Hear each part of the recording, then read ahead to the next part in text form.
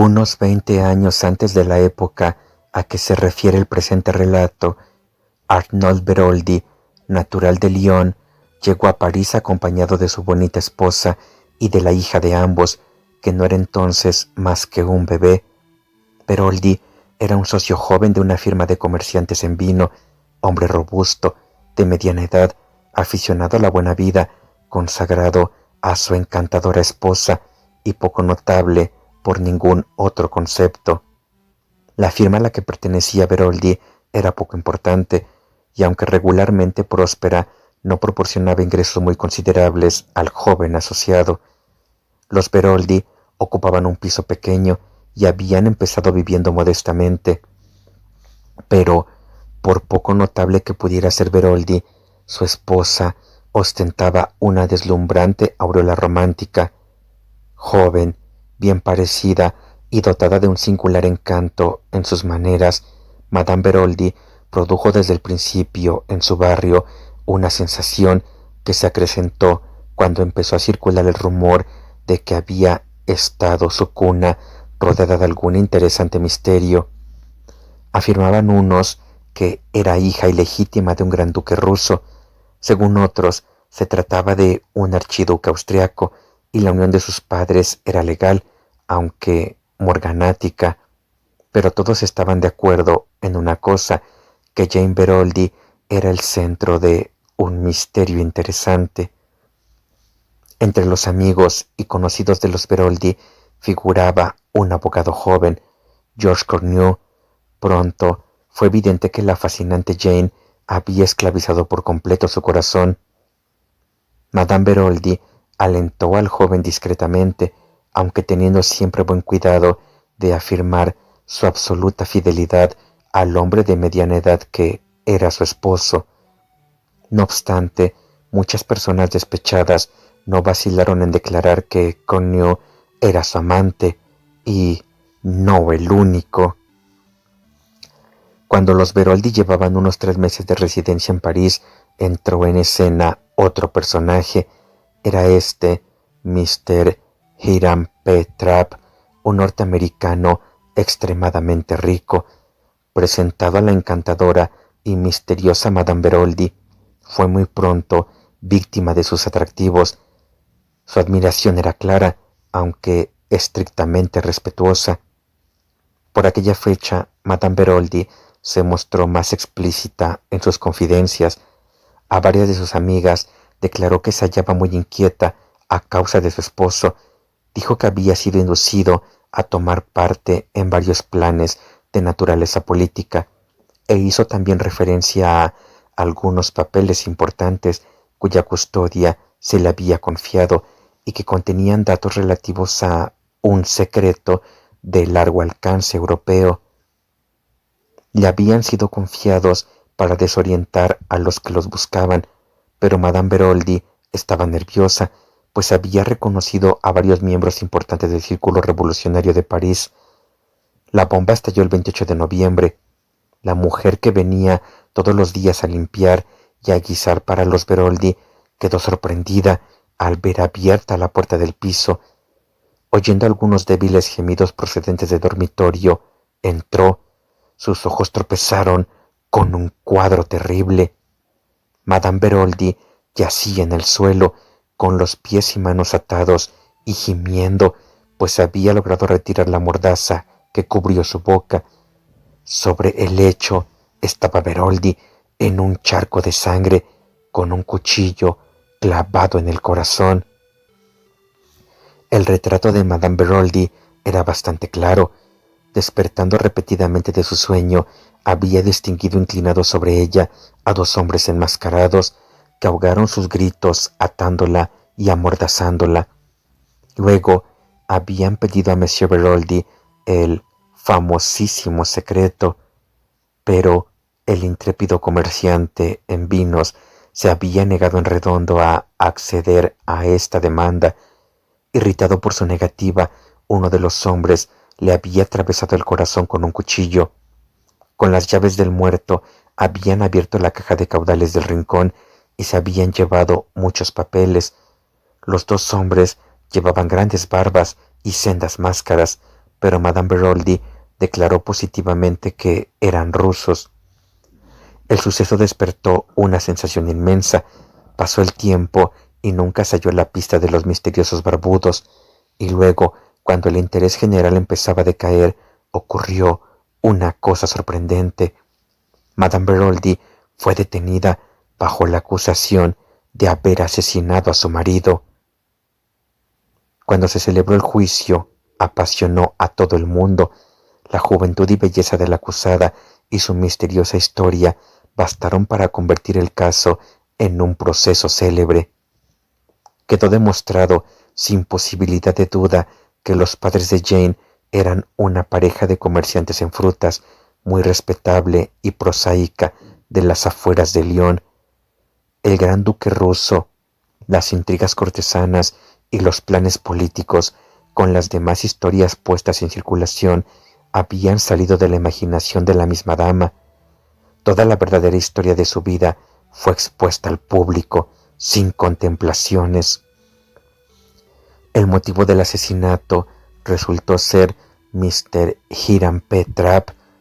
Mr. Trapp hizo lo que pudo, pero hábil e implacablemente interrogado, se halló obligado a admitir que amaba a Jane y que, si ésta hubiera sido libre, le hubiera pedido que se casara con él. El hecho de que las relaciones entre ellos hubiesen de ser reconocidas como puramente platónicas daba mayor fuerza a la acusación. Como quiera que el carácter sencillo y honrado de aquel hombre no le permitía aspirar a convertirse en su amiga, Jane había concebido el monstruoso proyecto de deshacerse de su marido, menos joven y menos distinguido, para llegar a ser la esposa del rico norteamericano.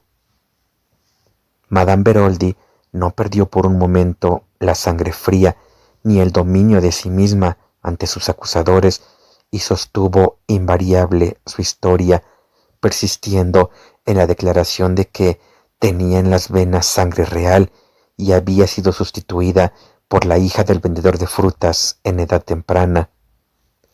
Aunque absurdas y sin fundamento alguno, estas manifestaciones fueron aceptadas e implícitamente creídas por gran número de personas. Pero el fiscal fue implacable, denunció como pura invención a los rusos enmascarados y afirmó que el crimen había sido cometido por Madame Beroldi y su amante Georges Cornu. Se despachó un mandamiento para efectuar la detención del segundo, quien prudentemente había desaparecido. En la prueba se puso de manifiesto que las ligaduras que tuvo puestas Madame Beroldi estaban tan flojas que hubiera podido quitárselas fácilmente. Y luego, cuando se acercaba el término del juicio, llegó a manos del fiscal una carta echada al correo en París. Era de Georges Cornu, quien, sin revelar su actual paradero, confesaba el crimen detalladamente. En ella declaraba que él, efectivamente, había descargado el golpe fatal a instigación de Madame Beroldi. El crimen había sido proyectado entre los dos, creyendo que su marido la maltrataba, y enloquecido por su propia pasión, de la que se creía correspondido por ella, había preparado el crimen y dado la cuchillada que debía dejar a la mujer amada libre de una odiosa esclavitud.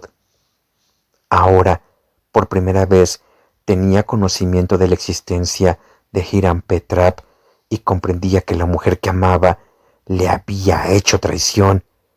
No quería ésta ser libre para pertenecerle mejor a él, sino para casarse con el rico americano. Le había utilizado como un instrumento y ahora, furiosamente celoso, se volvía contra ella y la denunciaba, declarando que por su parte había obrado siempre a instigación de Jane. Y entonces Madame Beroldi dio pruebas del notable carácter que sin duda poseía. Sin vacilación, abandonó su defensa anterior y admitió que los rusos eran pura invención suya. El verdadero asesino era Georges Cornu. Enloquecido por su pasión, había cometido el crimen, jurando que si no guardaba silencio, se tomaría una terrible venganza sobre ella. Aterrada por sus amenazas, ella había consentido, temiendo además que, si decía la verdad, pudiera verse acusada de complicidad en el crimen, pero se había negado firmemente a tener nada más que ver con el asesino de su marido, y en venganza por su actitud había escrito él esta carta acusadora. Solemnemente juró que no había tenido parte alguna en la preparación del asesinato y que lo que había visto al despertarse aquella terrible noche había sido al mismo George Cornue en pie a su lado con el ensangrentado cuchillo en la mano.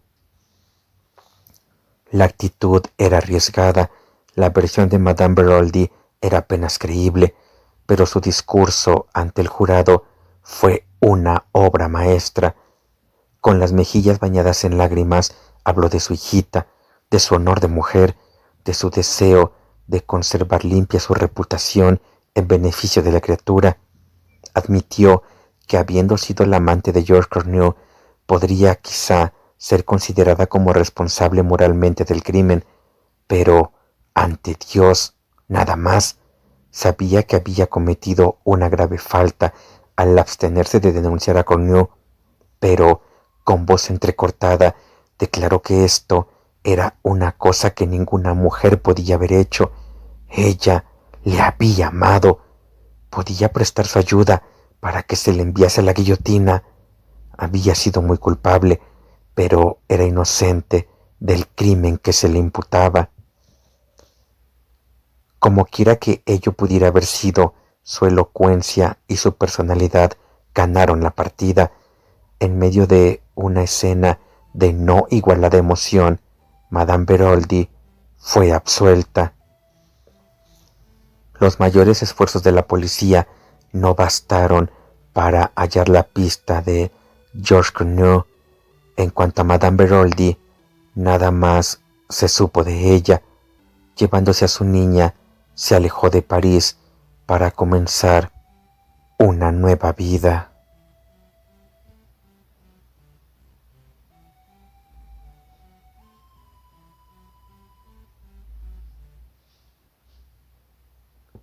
Capítulo 16. El proceso Beroldy.